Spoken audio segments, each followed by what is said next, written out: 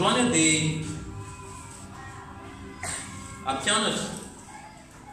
ampianatra atsika amina aloha hevitra anankiray izy anisany tena hoe tiako miresaka mateo zany vavaka dia miresaka mahakasiky miresaka hoe stratégie satria am'izao mila fantatsika ny paikady n'Andriamanitra ao anatin'ny situation rehetrarehetra dia resaka stratégie mihitsy ny zavatra horesahako androany satria mahakasiky ny relation entre père et fils spirituel na hoe ny fifandraisana eo amin'ny ray aman-dreny ray na reny ara-panahy amen zany manokana hoe ny fifandraisana amin'ireo ray aman-dreny ara-panahy dia anisany stratégie izay apetraka an'Andriamanitra mba ahafana mipropulse mba ahafana mandeha mba ahafana manapoka zavatra eo amin'ny fiainantsika tsirairay avy ao anatin'izay zavatra zay efa hitataratra hitapofo ao anatin'ny baiboly zay zavatra resavy zay tamin'ny alalan'ny situation amin'ny alalan'ny fiainan'olona maro tahaka ny Elisa sy Eli tahaka ny Moïse sy Joshua sy ny sisa amen amen nino afa misy olona manana ray aman-dreny ara-panahy ve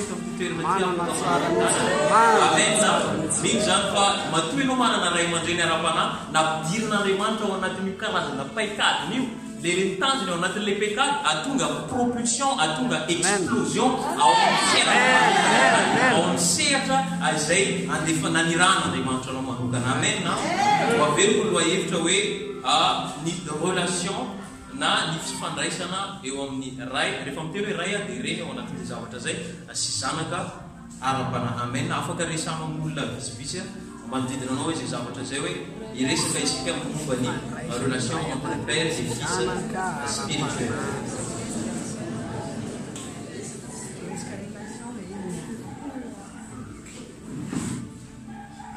amen hoazavaiko eto am-piandohana ny zavatra horenesika eto ao anatin'izay zavatra zay anao famitina anao plan de travail kely ao anatin'le izy iresaka anao introduction anao fampidirana ao anatina teboka anankitelo visivisy mba afatsika au même longueur d'onde ao anatin'le fampianarana dia rehefa ho tapitra ny fampidirana dia andinika isika satria rehefa maro ny exemple zay asoana ao anatin'ny baiboly resaka hoe relation entre père et fils spirituel fa ny tena tiako indrindra tao anatin'le izy dia ny fifandraisany Elia sy Elisa dia zay no zavatra resahantsika androany anao étude biblique kely karazana étude kely zay natao dia tiako zaraina ary mino fa ho fitahinao atsika zay zavatra zay ao anatin'izay zavatra zay satria misy fahamarinana ara-baiboly misy vérité biblique izay hoavana amin'iny relation ny Eli sy Elisa amen amen mino fa fitahin'Andriamanitra anao anatiny zay farenesana ny teny zay amen dahoany atsika hiditra ao anatin'ny fampidirana avy hatrany introduction dia anome teboka anankitelo iaho teboka voalohany dia hoe les pères spirituels na les mères spirituelles viennent de Dieu na hoe reo ray aman-dreny ara-panahy dia avy amin'Andriamanitra anatin'ny fampidirana izay avy hatrany isika dia amaky tenin'Andriamanitra ao amin'ny bokin'i Jérémie toko fahatelo andininy fahadimy ambin'ny folo Jérémia toko fahatelo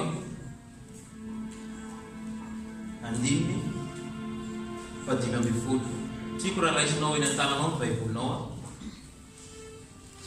na boky na elektronika mba hiaraka isika amaky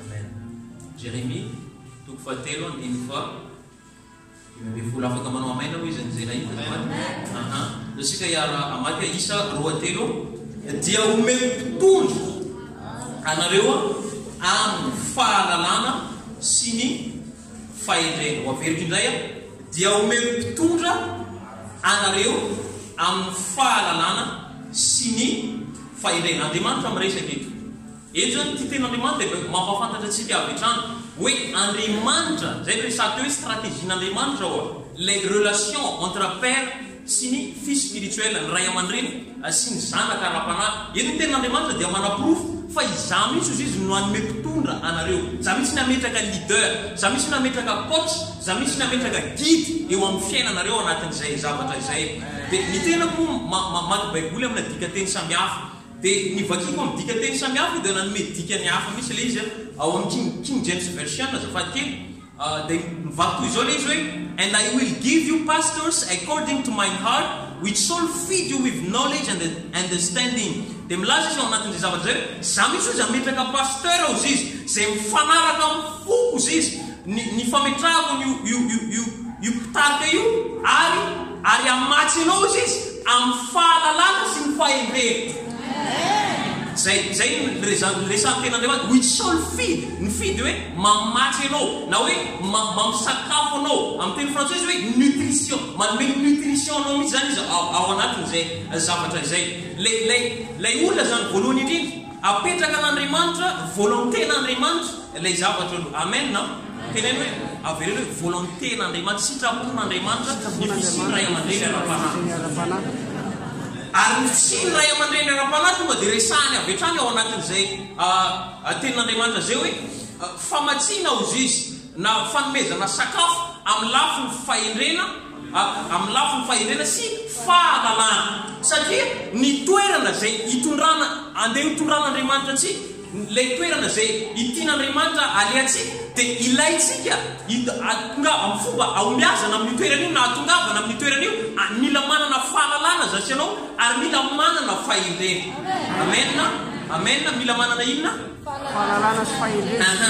Dia ny tenin'Andriamanitra dia mampafantatra fa ny fomba andratova, ny fomba azahoana fahalalana sy fahendrena dia amin'ny alalan'ireo ray aman-dreny ara-panahy zay connectiavin'Andriamanitra eo amin'ny fiainao sy ny fiainanao izany. Amen. Za tena milaza aminao hitanao sarotra aminao no andeha lavitra anana ny longévité ao anatin'ny fanompona raha tsy manana ny fahendrena sy fahalalana ianao. Raha tsy manana averipiany sarotra aminao no anana longévité andeha lavitra ianao raha tsy manana fahendrena ary raha tsy manana fahalalana ihany koa. Itsika zao tamin'ny andron'ny Mosesy dia mahafantatra atsika fa teo akaikiny i Joshua. Amen. Dia ny planan'Andriamanitra tamin'ny Joshua manokana dia hoe izy lay hitondra ny zanak'Israely amin'ilay terre promise Canaan zany. Amen. Fa ianao raha mamaky ny tantara iny dia mahita ianao fa ny baiboly dia milaza fa i Joshua dia feno ny fanahy ny fahendrena. Amen. Il était rempli de l'esprit de sagesse. Dia ianao rehefa mihevitra ianao amin'ny famakiny dia ahita ihany koa ianao fa Mosesy dia ny fenon'Andriamanitra tamin'io karaza-panahy zay atao hoe fanahy ny fahendrena io. Dia ahoana ary natonga ilay transfert an-trany satria nisy fotoana Mosesy nanao impartation na ninja ao anatin'izay zavatra izay. Donc zany ny fisiany ilay fanahy ny fahendrena tao anatin'ny Joshua zay natonga anazy ho tonga tamin'ilay destinén'Andriamanitra teo amin'ny fiainana dia tsy zavatra nofikariny na hoe nahetsiny manokana fa zavatra ny transfereny tamin'ny ray aman-dreny ara-panahy satria ny ray aman-dreny ara-panahy sady avy amin'ny tompo no mizara fahendrena sy ny fahalalana eo amin'ny fiainana. Amen. Misy olona tain'Andriamanitra eto. Amen. Alléluia. Ao anatin'izay zavatra zay moa zasinao mahalala tsara ny tenin'Andriamanitra io amin'ny bokin'ny Korintiana 4 zany dia miresaka tsara ny Paoly apôstôly ao anatin'izay zavatra zay hoe itsika tsy manana hoe mpampianatra izy mety maro fa ny ray aman-dreny raya dia iray ihany. Iny verset iny zany manaprofo fa ny resaka ray aman-dreny ara-panahy ty dia biblika.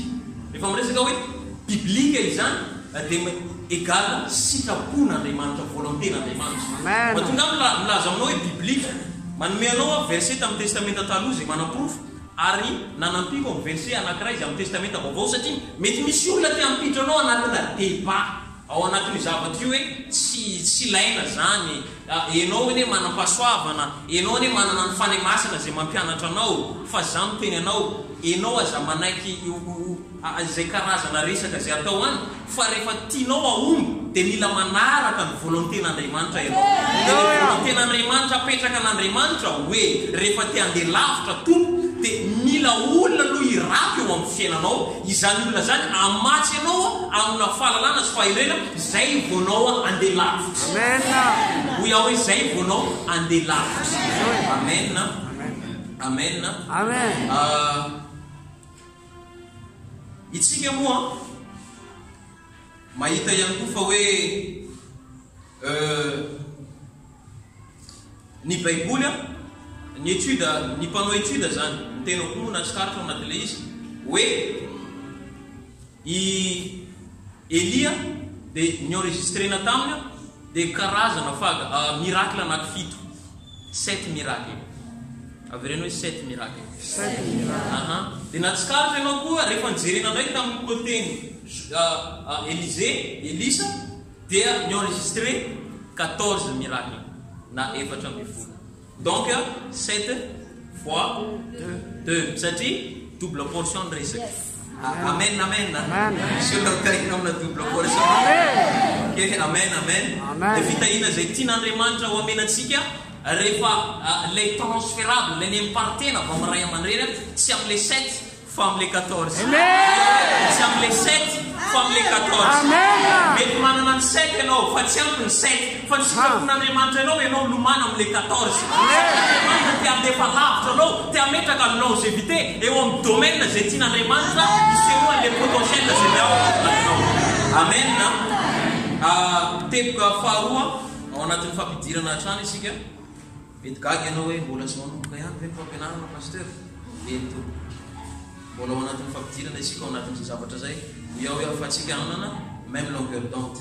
ok dia ny tepoka faharoa dia hoe la stratégie de Dieu pour la maturité na hoe ny paikadin'Andriamanitra ho amin'ny famatorana averiko indray tepoka faharoa dia hoe ny paikadin'Andriamanitra ho an'ny famatorana amen zao no zavatra resako aminao makasiky ny famatorana ilaitsika ny famatorana tena hoe ilaiky ny famatorana ny famatorana indrindra moa ara-panahy ok satria resaka relation entre père et fils spirituel ny resantsika donc resaka ara-panahy ny resaha ok dia itsika ao anatin'lay diatsika miaraka an'Andriamanitra dia ny baiboly mitaky fa itsika mitaky famatorana amintsika mitaky itsika anana maturité amen misy verset maro zay afaka manaprofo an'izay zavatra zay misy ten'Andriamanitra zay raha milaza hoe que Christ soit formé en vous et tena ho feno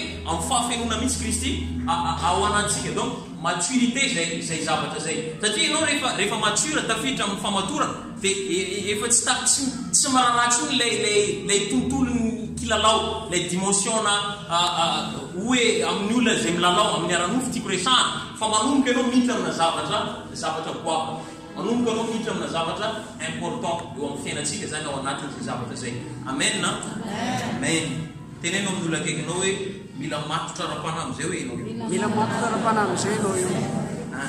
ianao ihany koa rehefa matotra ara-panahy dia afaka mamantatra ny sitrapon'Andriamanitra tsy en général ihany fa en détail ihany koa zasy ianao mila mahafantatra ny sitrapon'Andriamanitra mifidy atsika ary mifidy atsika amina mission tena précis donc zany itsika ao anatin'ilay fiarahantsika amin'Andriamanitra mila précis ny fahalalantsika anazy mila précis ihany koa lay révélation zay omeny atsika mba hofatsika ho précis sy tonga tsara misy précision amin'ilay mission zay tian'Andriamanitra ho tanterahantsika izany amen tain'Andriamanitra daholo isika dia zao tenin'Andriamanitra anankiray ao amin'ny bokyny John mamaly io resaka stratégie ny famatorana eo John toko fa 1 Jean 21:18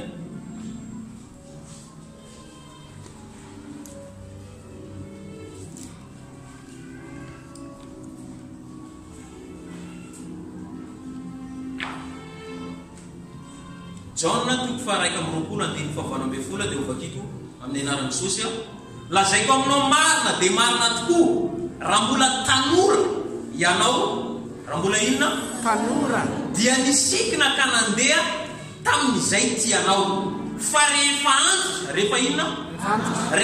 antitra kosa ianao dia nihitra ny tananao ary lokafo no aningina anao ka hitondranao amin'izay tsy tianao teneny akaikinao hoe maturité io resaka hoe ozy izy hoe tanora resaka spirituel ny resahana eto amen tanora ara-panahy le antitra eto tsy hoe le antitra manjokojoko satria naray motsika rehefa miresaka hoe antitra dia hoe olona manjoko non ny antitra resahana eto matetika motsika hitanareo ny volofotsy tsy fanteraka fa nombre d'expérience amin'ny olona anankiray. Amen. Mba tiako resana amin'izany za matahotra zany ho an'izay manomboka misy volofotsy fa tsy fanterana ireny fa expérience. Amen. Ary olona anankiray raha vao tena remarqué tsara fa raha olona tia mandinika be malaky be no miseho ny volofotsy eo amin'ny lohany. Ho tiako resana aminao fa resaka maturité ny volofotsy fa tsy resaka fanterana mba juste proof avy ety amiko. Ianao raha mamaky amin'ny boky ny Apocalypsia dia Jesosy Kristy mipetraka amina position mampitsara amin'izay. Ny ceinture tsy etsony tamin'ny mampampianatra azy fa miakatra ety amin'izay dia ny volo izy fotsy. Azonareo ilay zavatra zay tsy fanterana ilay izy fa c'est de l'expérience satria andeha hitsara amin'izay izy. Olona manana expérience zany io andeha hitsara io. Amen. Ao anatiny izay zavatra zay. Io zany stratégien'Andriamanitra hitondra antsika ao anatina tontolony famatorana ara-panahy dia ny fisiry ny ray aman-dreny ara-panahy eo amin'ny fiainantsika satria izy misy fa rehefa antitra kosa ianao quand tu seras mature, quand tu seras vieux dia misy olona ozy izy, misy olo-kafa io olona io tarika anao amin'izay tsy tianao. Efa tsy resaka lalao tsony zany izy ty fa efa resaka les choses profondes de Dieu, les choses importantes de Dieu. Hitanareo ao anatin'ny fanompona misy zavatra ndraindray mavesatra ao am-potsika nefa mbaivana ao am-pona Andriamanitra. Fa rehefa miditra amin'ny hoe famatorana ara-pananao dia takatra hoe inona ny priorité amin'Andriamanitra, inona ny mavesatra ao am-pona Andriamanitra ary ataonao priorité eo amin'ny fiainanao koa ao anatin'izay zavatra zay. Amen. Mino fa ianao zay tena hoe manana relation tsara ary tena hoe manaika ny autorité ny ray aman-dreny ara-panahy eo amin'ny fiainanao dia hitondranao anatin'ny tontolony zay famatorana izay. Amantaranao ny sitrapon'Andriamanitra amin'ny précision mba ahafahanao mitonga amin'ny missionnao amin'ny précision ihany. Amen. Teboka fahatelo farany ao anatin'ny fampidirana. Teboka fahatelo farany ao anatin'ny fampidirana dia hoe notre parcours avec Dieu est marqué par des saisons. Na hoe ny diatsika miaraka amin'Andriamanitra dia ho faritina vanim-potoana. Ny diatsika miaraka amin'ny tompo dia ho faritina vanim-potoana. Amen. Mamela ahy anaprofo an'izay ao amin'ny tenin'Andriamanitra anankiray izay fantatsika tsara misy ary tena ho ampiasaina kristianina rehetrarehetra ao anatin'izay zavatra zay. Salamo toko voalohany andiny voalohany ka hatramin'ny fahatelo. Psaume chapitre 1 verset 1 à 3. Vakiko avy hatrany ny anaran'i Jesosy. Salamo toko voalohany andiny voalohany ka hatramin'ny fahatelo.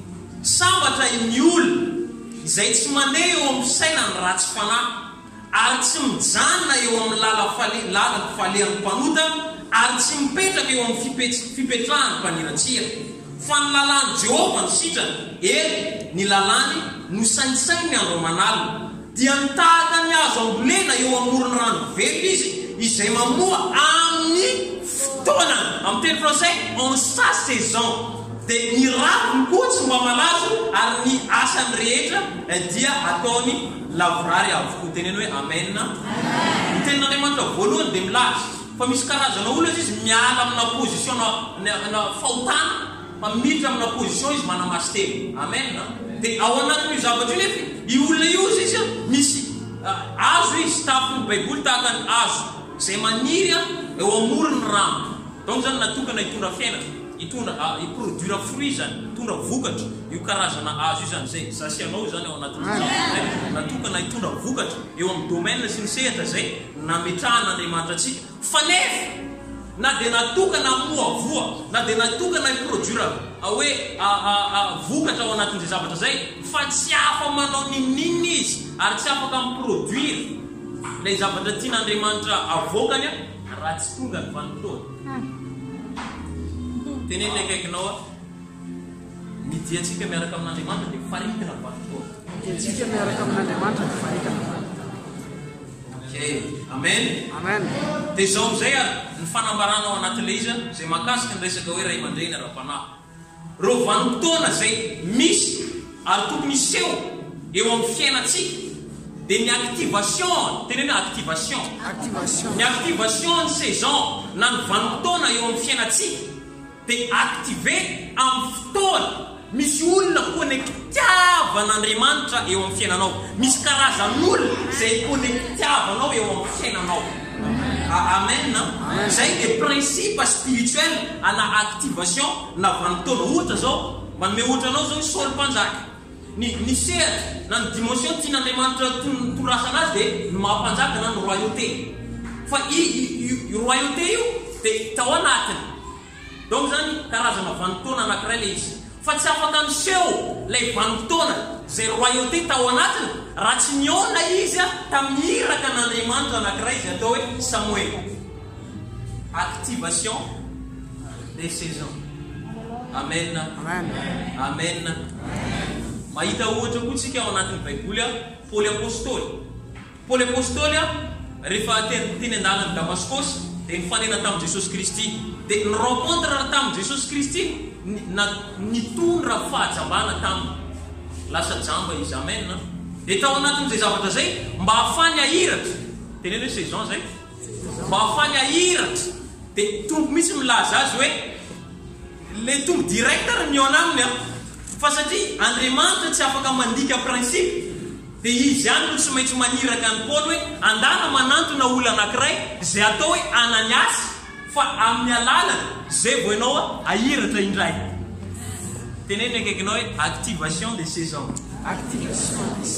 Amen. Zao ary ny zavatra tokony takatra ao anatin'le izy. Raha ohatra ka ny connexionnao amina karazan'olona ny mahatonga activation ana saison na vanim-potoana eo amin'ny fiainanao, midika izany fa ny déconnexionnao amina karazana olona zay niran'Andriamanitra eo amin'ny fiainanao ihany koa mahatonga anao tsy hiditra mihitsy, ary mety tsy hahita mihitsy, ary mety tsy haina mihitsy ny karaza-pahasoava na tian'Andriamanitra hatranga eo amin'ny fiainanao. Midika izany mitandreka, fa tsy ny olona rehetra no azo sarahana. Antaniny olona akaikinao hoe mba iza moa olona connectiavanao io? Amen. Amen. Amen. Misy olona mandray lesona avy androany. Amen. Amen. Ndao amin'izay isika hiditra ao anatin'ny fampianarana. Mandray lesona isika makasiky ny relation nisy ty amin'ny Eli sy Elisy. Amen. Dia teboka voalohany avy hatrany dia hoe first contact na hoe fifandraisana voalohany izay nisy tamin'izy mianaka. Dia ao amin'ny mpanjaka voalohany toko fa 7:10 andininy fa 5:10 ka hatramin'ny fa 1:10. Un roi chapitre 19 verset 15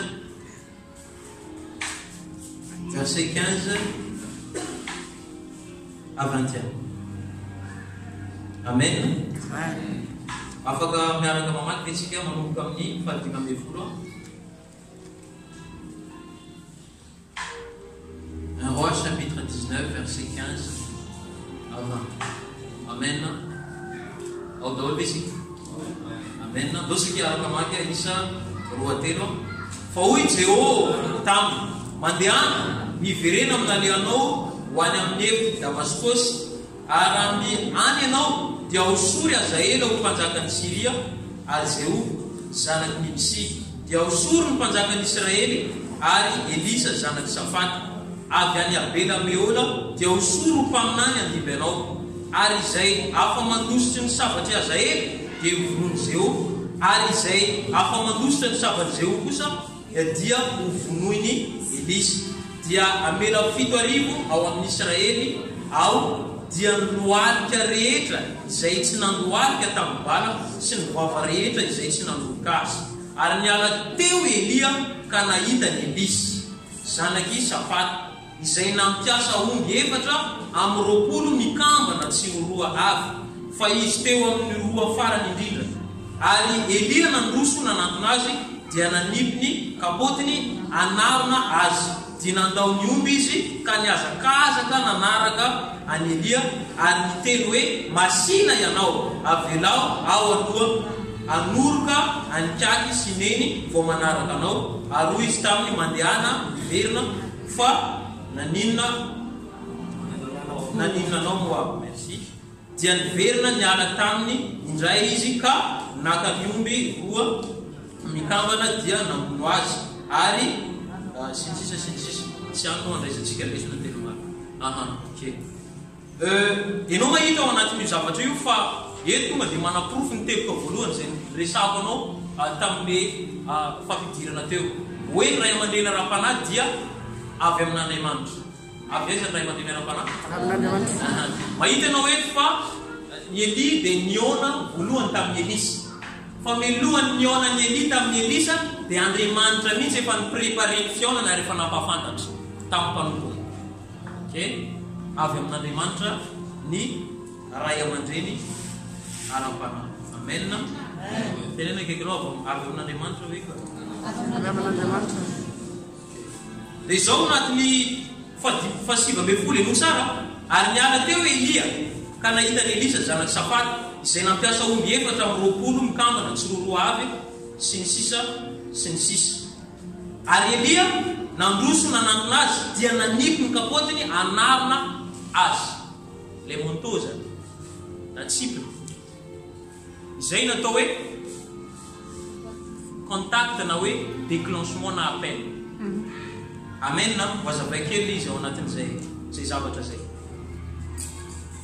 Andriamanitra milaza amitsika fa itsika dia ho fahazavana zao tontolo zao tsy zay ny akora zay mitondra fahazavana dia azontsika tenena hoe ampoule ok tsika malala ampoule daholo asika ok dia ohatra zany eritrereto zany hoe enao zasy anao ny ampoule misy karazana misy izy 60 watt misy 70 watt misy 100 watt firme farany sy ny sisa le watt io zany resaka io ny karazana potentiel zay ananany ao anatiny zasy anao zany le potentiel ao anatsika zay samihafa izany amen anatin'izay zavatra izay dia hitanareo ny ampoule na hoe zasy anao zany antson'Andriamanitra iazava amen ok antson'Andriamanitra iazava ary le fahazavany le ampoule dia antsona hoe influence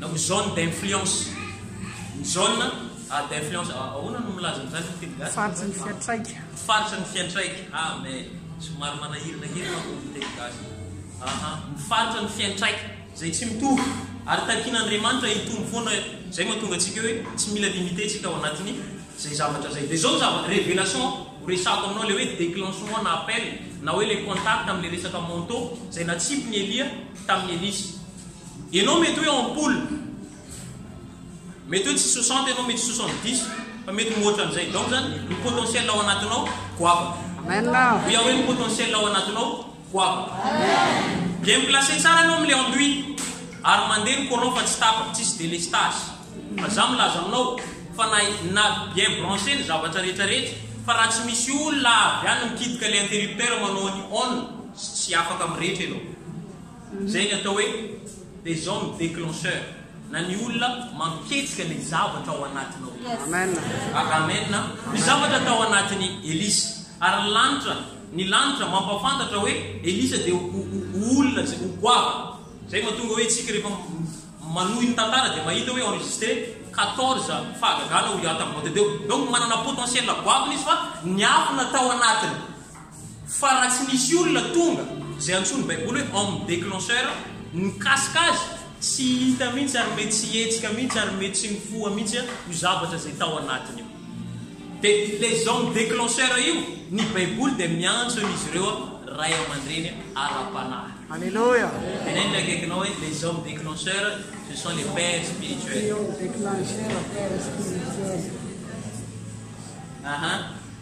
dingana faharoa anatin'izay zavatra zay zotra isika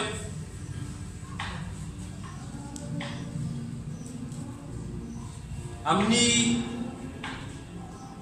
mpanjaka faharoa toko faharoa andininy voalohany ka hatramin'ny faha 1 noho ny fotoana dia tsobakiko fa ho azavaiko voalohany indrindra dia Elisa ao amin'ny 2 mpanjaka 2:1 dia nanomboka ny relation izy mianaka tenena hoe nanomboka ny relation ny mianatra nanomboka ny relation satria ny baiboly milaza fa dia niara-mandeha izy ireo tao amin'ny sekoly ny Gilgal satria misy sekoly ianarantsika eto misy l'école de Gilgal tenena kekinao sekoly ny Gilgal sekoly ny Gilgal ao zany ianao amin'ny sekoly numéro 1 io dia manomboka relation ao amin'ny ray aman-drenao ara-panahy amen tenena kekinao hoe mila miantomboka ianao amin'ny relation amin'ny ray aman-dreny ara-panahy mila manana relation anao amin'ny ray aman-dreny ara-panahy amen dia zao ny zavatra mahagaga normalement ny manomboka amin'ny mpanjaka 19 dia ny caméra ny lanitra mitodika amin'ny Elisa ny Elisa zany ny tena tokony resana fa ny mahagaga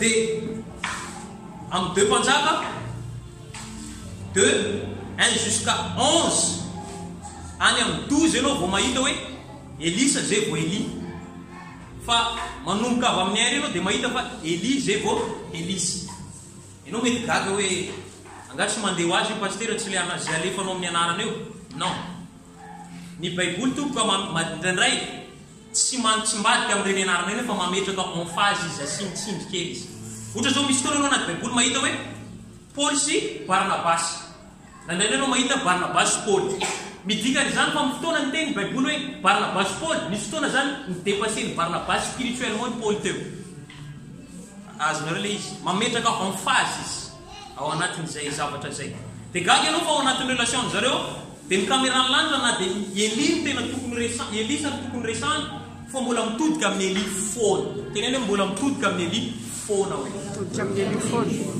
dia mitodika amin'ny Eli satria manino satria ny fiarahanao amin'Andriamanitra dia ianao mila manana ray aman-dreny ara-panahy fa nahafahanao andeha lavitra mila nananao ny background na ny bagage zay anana ny ray aman-drenao ara-panahy io zay vao ianao afaka mamorona zay vao manofaka afaka miainga amin'ny zavatra vaovao asika zay zavatra zay Elisa ny resana nefa ny caméra ny lanitra mbola Eli foana amen dikan'izany ny zavatra mila sitominy ao ny zavatra mila ianarany ao anatin'izay zavatra zay misy mpanofon'Andriamanitra zay nilaza hoe ny ray aman-dreny ara-panahy izy dia tahaka ny base na trano zany dia ny zanaka ara-panahy tahaka ny plafond ny trano resantsika eto nefa tsy resaka trano hoe simple fa trano étage donc zany manana possibilité ny zanaka ara-panahy mbola anohy koa fa nafahan'ilay trano hitsangana nefa ny rindrina sy ny tafo dia tsy maintsy mila manana base izy azonareo le izy tsy avita ho tonga amin'ilay dimension 14 Elisy raha tsy nalala aloha manahoana mono mombamomba ny 7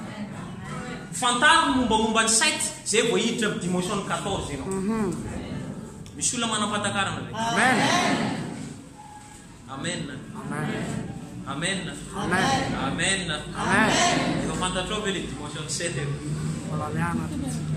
amen tain'Andriamanitra isika ao anaty zavatra zay tonga dia hiainga vetrany akoho izy le fampianarana vazy pasteur amen ndao tsika hijery karazana problème zay mety hitranga ao anatin'ny dia tenena kekinao hoe problème mety hitranga ao anatin'ny dia problème mety hitranga ao anatin'ny dia ok problème numéro 1 tsy hovakitsika ny ten'Andriamanitra fa nohony fotoana dia zako tiana le izy ao anatin'izay zavatra zay fa ho azavaiko aminao fotsiny amin'ny 2 Rois 2:1 dia niainga izy ireo 2 Rois 2:2 dia gaga ianao fa Eli indray no miteny amin'ny Elisa mijanona eo ianao tamin'ny voalohany aloha tamin'ny sekoly ny Gilgal nanomboka ny relation izy mianatra avy teo nandeha zareo tamin'ny Betela vao tonga tao Betela dia miteny indray Eli tamin'ny Elisa hoe mijanona eo ianao amen tenena hoe eto nefa tsy amin'ny sekoly ny Gilgal fa amin'ny sekoly ny Betela ok dia eto tsy Elisa no naniry jany fa Eli no niteny tamin'ny Elisa hoe mijanona nefa tsy faniriany Elisa le izy satria ao anatin'ny dia possible ny pierre d'achoppement na ny fanafotoina satria zasy ianao ndraindray mety ho aranofo dia possible avy amin'ny ray aman-dreny ara-panahy zasy ianao mety mbola aranofo satria le relation le fifandraisana amin'ny ray aman-dreny ara-panahy dia ara-panahy fa zasy ianao raha aranofo mety ho tafotona ndraindray satria zao ao amin'ny sekoly ny Betela isika ny atao hoe Betela dia house of God na ny tranon'Andriamanitra ao anatin'ny sekoly Betela zany zasy ianao mianatra momba ny fanatitra, momba mianatra momba ny dima, momba ny tranon'Andriamanitra, ao anatin'ny servisin'Andriamanitra sy ny sisy. Ao anatin'io ao raha tsy mitandrina ianao ao anatin'izay zavatra zay raha aranofo ianao dia possible ho hisy blocage. Ianao misy mety hoe tena ohatrany tena fa tsy milamina le ohatran'izao zany ohatrany tena fa ohatrany. Ianao ndray no miteny hoe tsy milamina. Azonao zay zavatra zay. Dia ianao mila mitandrina fa mila dépasser ianao iny zay vao tonga amin'ny 14 ianao. Asika le izy. Dia afaka hoentiko landalina ve ny fanambarana? Izy moa nanome io anarana Betela io. Raha mamaky ny boky ny Genesis ianao dia mahita fa i Jakoba nanome an'io Betela io. Fa ny anarany toerana io taloha dia Luz fa tsy Betela. Fananinona ny antony na tonga ny Jakoba nanome ny anarana io. Satria ny fotoana ny araina torotoratra an'io dia nahita lanitra sokatra tamina vision.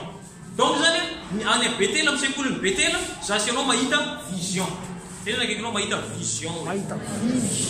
Fa ny contexte zay resana eny momba ny Elisa tamin'le Betela tsy zavatra tsara fa zavatra ratsy. Ny vision nao mety gaga hoe vision ve zavatra ratsy ahoana sara tsy tsara ihany ka misy ratsy. Resava expérience kely ianao anatin'le izy fijorona olombela tamin'izao mbola tsy nalala hoe io ray aman-dreniko ara-panahy io no ray aman-dreny. Fa ny reniko efa nanono tatatra amin'izay dia zay natonga anao hoe nanaraka an'le iraka. Dia nisy fotoana vao nanomboka ny vava dia efa nivavaka tena le efa nivavaka. Dia gaga fa zay mpanompon'Andriamanitra zay andalova dia hitako daholo ny défaut-ny. Dia tao anatin'io zavatra io za misy niteny tamin'ny tenako hoe za misy ny tsy milamina. Ary misy fotoana tamin'izany fotoana zany nandray olona ny lehilan'Andriamanitra tamin'izay tany a bazary kely tany ino moa ny anaralifaratany amin'ny Finesy dia nandeha tany aho dia niresaka taminy dia nanantona dia niresaka taminy hoe zaho pastera tena mila vavahana fa ahoana ozy izy zaho zay mpanompon'Andriamanitra hitako ka misy raha tsy normal koa ny hitako azy amin'ny maso keto misy raha tsy normal ozy izy taminy. Ay zay moa izy ny antony mahatonga anao ny antony natonga an'Andriamanitra izy mamela anao ahitan'ireo mba tsy hafanao anao an'ireo ererareo rehefa tonga amin'ny antsonao ianao. Zay nyresahana tsy adiniko mihitsy zay conseil ny lehilan'Andriamanitra izay. Donc zany ianao anatin'ny fiarahanao amin'ny lehilan'Andriamanitra misy fotoana mety ahita vision ianao. Ale vision eto mety zavatra negativa ety ahita zavatra ianao côté satria aza diny fa fifandraisana ara-panahy izy fa le olona io tsy olon'ny fanahy ihany fa c'est une personne. Olona ao anatin'izay zavatra zay. Fa ianao raha te handeha lavitra nefa raha te ho tonga amin'ilay 14 dia mila dépasser anao zay zavatra zay. Satria zay zavatra zay ara-nofo. Zavatra ara-nofo. Zasy ianao ny relation antsika amin'ny ray aman-drentsika ara-panahy dia tsy ara-nofo fa ara-panahy. Donc mitandrina itsika ao anatina resaka zavatra ara-nofo. Mila dépasser tsika izay zavatra zay. Amen. Dia ny toya ny dia tena ny akaikinao hoe ny toy ny dia. Ok, problème faharoa dia 2 Rois 2:4 Eli sy Elisa ndray tonga tany Jericho. Tena hoe tonga tany Jericho. E Jericho io dia toerana zay anisany azony zanak'Israely zany tamin'ny fotoana Joshua. Ok, donc ao anatin'ny fiarahanao dia miaraka amin'ny lehilan'Andriamanitra misy fotoana ianao hiaina victoire. Misy karazana ady ianao iregle anazy. Tsara zay fa nefa ao anatin'izay dia ny mason'olona manomboka hitodika aminao. Ary ny fitodian'ny mason'olona hitodika aminao atonga tsy fanetretena ao anatin'ny fonao mitombo fa atonga orgueil ao anatin'ny fonao. Dia i orgueil zay ho tonga ao anatin'ny fonao satria ny olona manomboka mitodika hoe ainjana ndray ty iray ty ohatra ny mahavita zavatra ty iray ty ohatra ny izy nidébloqué an'ilay situation tary fa tsy navita mihitsy ny hafa ao anatin'izay zavatra zay manomboka ianao anamaivana ny lehilan'Andriamanitra na ny vehivavin'Andriamanitra zay napetraky ny tompo manoloana anao. Ianao rehefa hitory tena izy dia mety efa sy andrainao tsony ianao anatin'ilay izy ohatra ny miova mihitsy misy papa, ohatran'ny ova misy mama, ohatran'ny ena ny onction, ohatran'ny tsy ohatran'ny itsony ny fahasoavany, tsy ny ena ny onction, fa ny masonao no mampome nol'ilay orgueil izay manomboka na voly ao anatin'ny fonao. Zavatra mety hitranga ao anatin'ny dia. Amen. Tenena akaikinao dépassé ces problèmes zay. Dépasser les problèmes zay. Amen. Amen. Amen. Amen. Tain'Andriamanitra Kristy. Amen. Amen. Mandray lesona ve tsy? Amen. Problème 3. Mpanjaka faharoa toko faharoa andiny fahatelo ary mpanjaka faharoa toko faharoa andiny fahaefatra.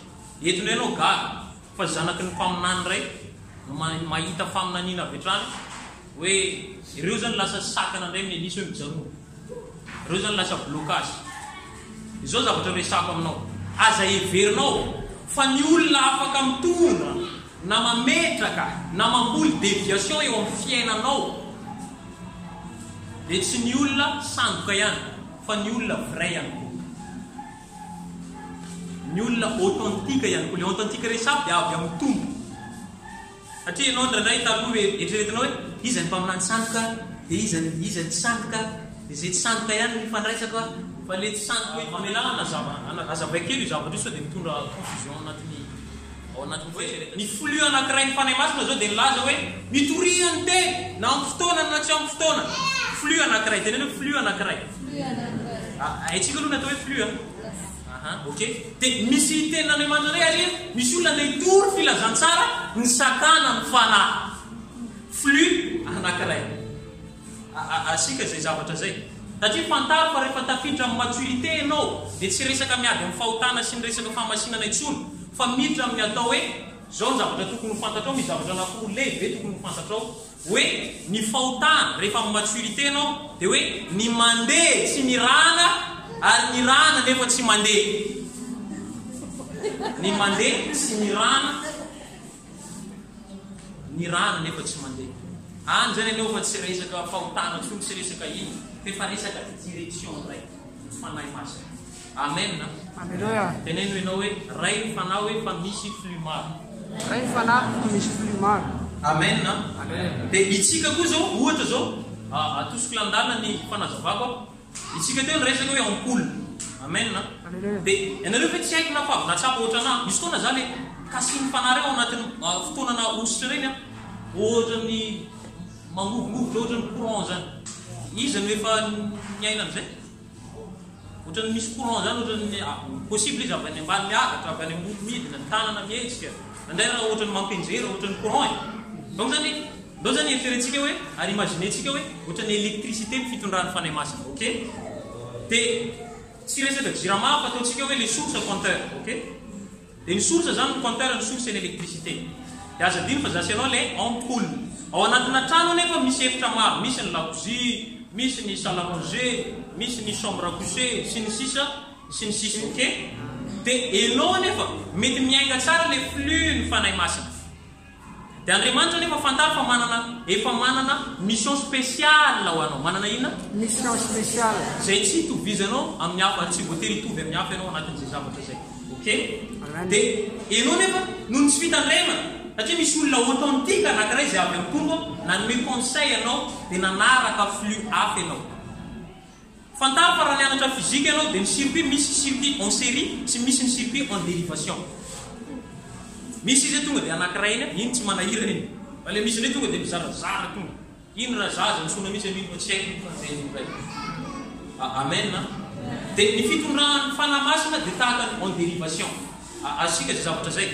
Dia ianao nefa milamina tsara ny fitondran'ny fanahy. Dia ao amin'ny lakozinao ianao faly ny olona amin'ilay lakozia satria mazava ianao. Ianao le ampoule zany. Mazava, faly daholo, mahazo tombontsoa ny olona rehetra ao amin'ny lakozia. Dia efa faly ianao rehefa afa-po ianao.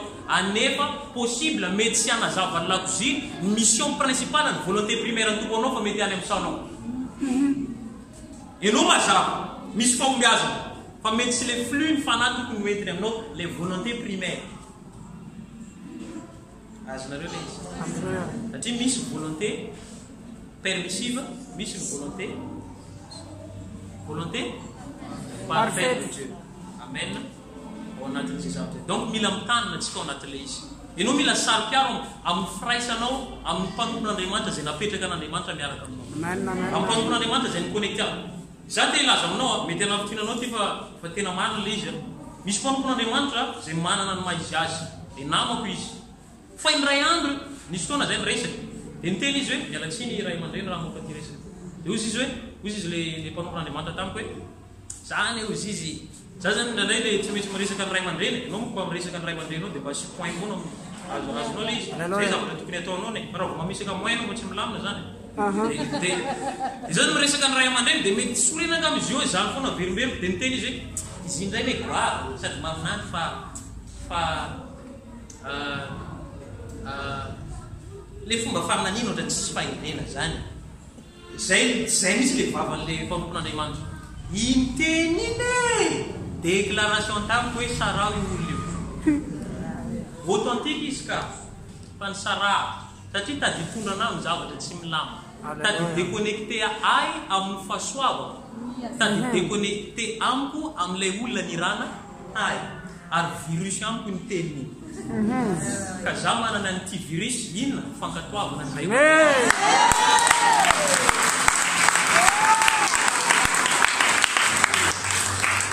Amen. Amen. Ary resaka flux io no mahatonga mpanompon'Andriamanitra maro amin'izao misy mahomby azy mahita produit. Fa avy eo gaga ianao aty afara après des années vao tokony teny za manonteny anao vi atao. Ianao vosadaiga verina départ zéro koa resaka flux. Donc mety tsara. Dia mety tsara tiako resary mifandraisa tsara amin'ny ray aman-dreny ara-pana. Satria misy zavatra ianao tia ny tompo. Misy fahasoavana ianao ary ambaran'ny tompo zavatra ianao. Fa za miteny anao zavatra tsy hainao anafena ny tompo zavatra koa anao. Anao anafenany azy fa ny ray aman-drenynao ara-panandray afaka hitenenany azy. Dia ianao zany tsy mila mikovoka intsony hitsakaraka an'iny fa juste mifandray milaminaminy fotsiny dia azonao ilay information. Misy foana nandefa message tamin'ny lelan'Andriamanitra. Mahita anazy le maminandry iny sy ny tara. Miaiko manko ianao hoe za mbo te ho tahaka ny papa. Ao anatin'le izy. Nandefa message taminazy tamin'ny Facebook hoe mampianaro anao papa reny mahitahita reny. Izy lava be reny tonga dia tevoka zay foana. Ianao moa ray aman-dreny raha tsy dia lava zay resaka ny fa tonga dia ianao misy fahatakarana ka satria zanaky ny fahatakarana zasy ianao. Amen. Zanaky tiraka ty zanaky ny fahatakarana. Papa zany efa miteny hoe bonjour iny dika raha maro tsy raha fiaravana fotsiny. Maro be dikan'iny. Ao anao sady voatanao anatin'iny sady zanaka ara-panatsika ao anatin'ny azay zavatra zay. Dia tsy haiko zany iny zavatra iny. Tsy haiko le dimension zany hoe ahoana no manao sy ny tara. Dia nisy fotoana izy niantso anahy dia hoe ndao hiaraka amiko dia iandika teny ana any tanao izy dia hiaraka itsika. Dia tamin'ny fiarahanay iny teneny hoe nanafena ny tompo zavatra zany zany. Hoe ahoana le miditra amin'izay dimension prophétique. Dia nisy fotoana moa zay rehefa tonga tany dia tamin'ny tany amin'ny tranon'ery maman tany dia tao zay niaraka. Dia ny fo maraina be ny lelan'Andriamanitra dia ozy izy hoe olona raika amby folo izy sa folo raika amby folo na folo izy novangeny tompo anao tadiny papa fa izy resaka zay. Dia izy ny tena raika amby folo na folo iny za takaiky ndake fa misaromany. Tena nakaiky anao saromany hoe saromany. Fa nitsiriko raha atao tena mialatsiny fa nijereko. Jereko zany ohatran'izao fanaova lelan'Andriamanitra azy. Ohatran'izao hitako le izy tena hitako le izy. Ary rehefa tonga tamin'le toerana tary tamin'le toerana hitoriana zany tena hienjana ny zavatra nataony tompo précision na prophétie trop. Ary zao zavatra resako aminao iny zavatra iny le hitako iny nafenina tamiko fafantany lelan'Andriamanitra ary nampahafantarina tamin'ny alalan'ny fiarahana iny dia niactive zavatra teo amin'ny fiainako satria anisan'ny clé ny débloquer ny prophétique teo amin'ny fiainako. Ary maro ny olona mitémoigner mijoro vaovolombelona fa efa nozarako faminaniana ary nanambarako zavatra tena avec précision. Zavatra za tena miteny anao fa mba mitondra mbary. Fa nandraiky ho mangataka mitomba sokafo ny maso sokafo ny sofo ny sokafo sokafo daholo. Fa tsy manamokatra ny tompo satria hoy aho aminao hoe misy fotoana ny tompo manapon-javatra fa ampahafantariny amin'ny mpanompon'Andriamanitra izay ni-connecté avy. Fandraisanao aminy fotsiny no mahatonga anao. Ilan'Andriamanitra isan'andro isaky nitsangana eto dia mizara fahasoava manambara secret manambara zava-miafina. Regny zavatra reny eny zavatra sady expérience namely secret personnel. Misy tompon'Andriamanitra zay laza gaga zao izy rehefa mievaluer toteniko anankiray izy dia atao 4 milliards izy. Tena hoe 4 milliards. 4 milliards. Zao anao rehefa resana hoe 25 000 ny CV ao tonga dia resa bola ndray. Fa za miteny anao ny fahalalana ho zaraina eto mety 30 minutes mety 1 heure. Fa na zahoany an'iny mety 20 ans 10 ans ary mety nandany any frais mety nandeha États-Unis mety nandeha France sy ny tara donc aza mba maivany zay background zay aza maivany zay bagage. Amen. Wa maranako amizay teneniny akaikinao hoe farana ny tontay satria tapitra ny fotoana zay hitsanganako eto dia teneny hoe vaovao mafaly hoe Vaovao mafaly tonga amizay ilay 17 fa niala ny sekolin'ny Betela nandroso tamin'ny sekolin'ny niala tamin'ny sekolin'ny Gilgal nandroso tamin'ny sekolin'ny Betela na niainga tamin'ny sekolin'ny Jeriko dia zay vao nidepasy ny Jordan dia tonga amin'ny sekolin'ny Soteria. Amen. Tsika dia antarina amizay